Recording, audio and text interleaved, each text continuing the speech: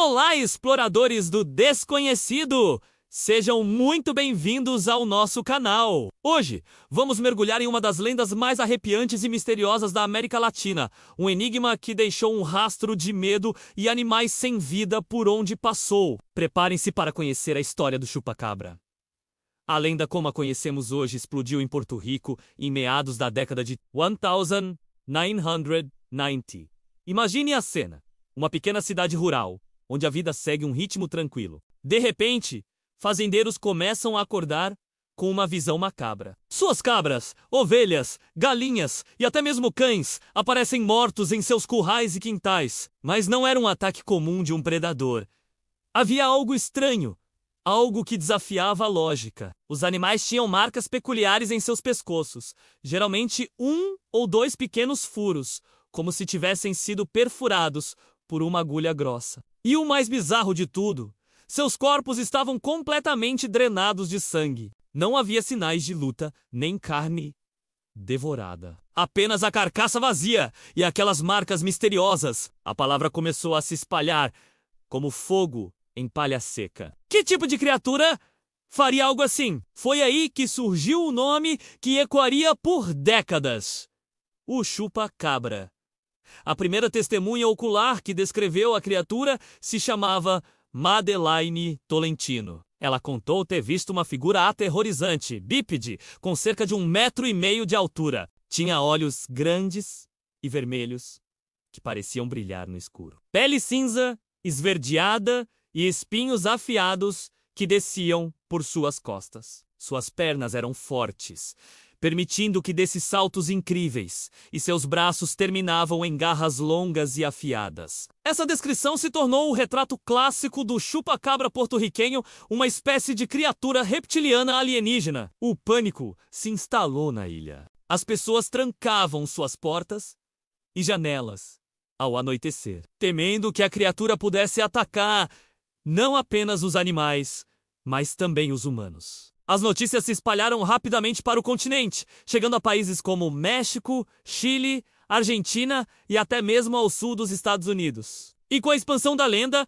as descrições da criatura começaram a mudar. No México e nos Estados Unidos, por exemplo, o chupacabra assumiu uma forma diferente. Em vez do ser bípede e reptiliano de Porto Rico, os relatos descreviam uma criatura quadrúpede, parecida com um cão selvagem, mas sem pelos, com a pele coriácea e uma espinha dorsal proeminente. Tinha presas grandes e uma aparência doentia, quase como um animal com sarna severa. Essa versão ficou conhecida como o chupacabra texano.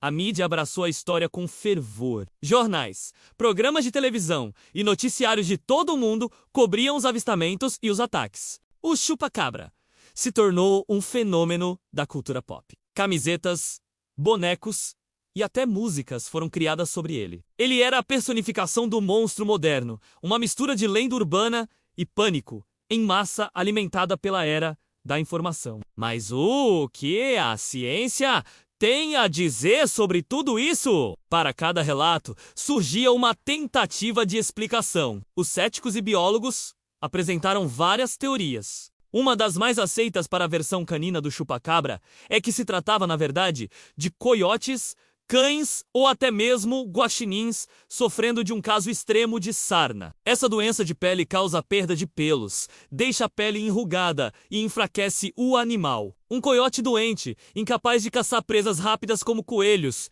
poderia se voltar para alvos mais fáceis, como animais de criação confinados em currais. E quanto aos furos e ao sangue drenado, alguns veterinários explicaram que, quando um predador, como um cão ou coiote, ataca, ele geralmente morde o pescoço da presa para atingir a artéria jugular. Após a morte do animal, o sangue para de circular e se acumula nas partes mais baixas do corpo devido à gravidade, um processo chamado levor mortis. Isso poderia dar a impressão de que o corpo foi drenado de sangue, quando na verdade ele apenas se concentrou internamente. As marcas de presas poderiam facilmente ser confundidas com os furos misteriosos.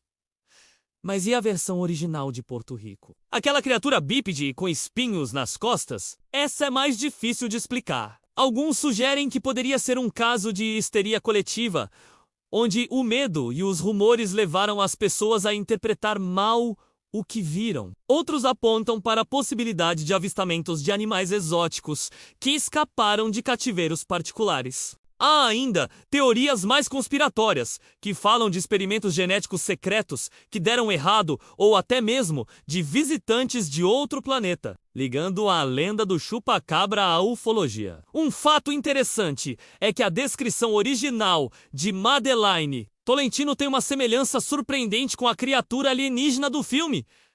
A experiência, que foi lançada em 1995, no mesmo ano em que os avistamentos começaram. Alguns pesquisadores, como Benjamin Radford, investigaram essa conexão e sugerem que a testemunha pode ter sido influenciada pelo filme, consciente ou inconscientemente.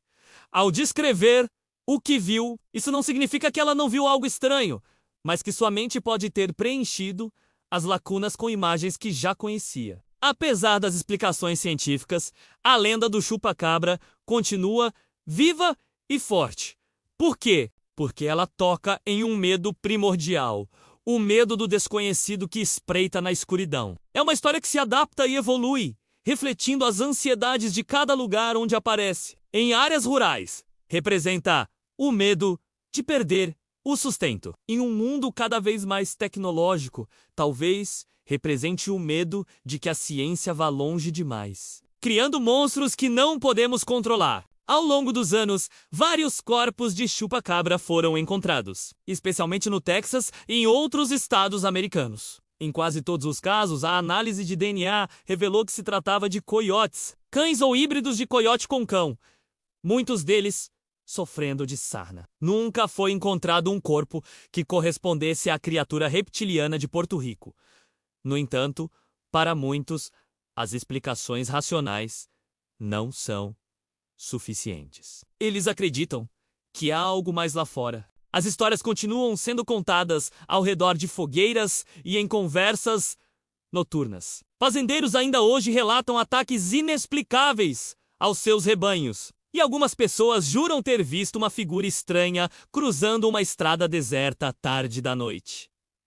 O chupa-cabra se tornou mais do que um monstro. Ele é um ícone do folclore moderno, um criptídeo famoso ao lado do pé grande e do monstro do Lago Ness. Ele nos lembra que, mesmo em um mundo mapeado e explicado pela ciência, ainda há espaço para o mistério, para o inexplicável. A lenda nos convida a olhar para as sombras e perguntar: o que realmente está lá? Seja um animal doente, um experimento genético, um ser de outro mundo ou simplesmente um produto da imaginação humana alimentada pelo medo. A história do chupa-cabra é um fascinante estudo sobre como as lendas nascem e se espalham. Ela mostra o poder de uma boa história e a nossa necessidade humana de encontrar explicações ou monstros para aquilo que não entendemos. E você, o que acha? O chupa-cabra é real ou é apenas uma lenda assustadora? Deixe sua opinião nos comentários. Adoraríamos saber o que você pensa sobre este mistério. Obrigado por nos acompanhar nesta jornada pelo mundo do inexplicável. Se você gostou deste vídeo e quer explorar mais lendas e mistérios conosco, não se esqueça de deixar o seu like, se inscrever no canal e ativar o sininho para não perder nenhum conteúdo novo. Até a próxima, exploradores!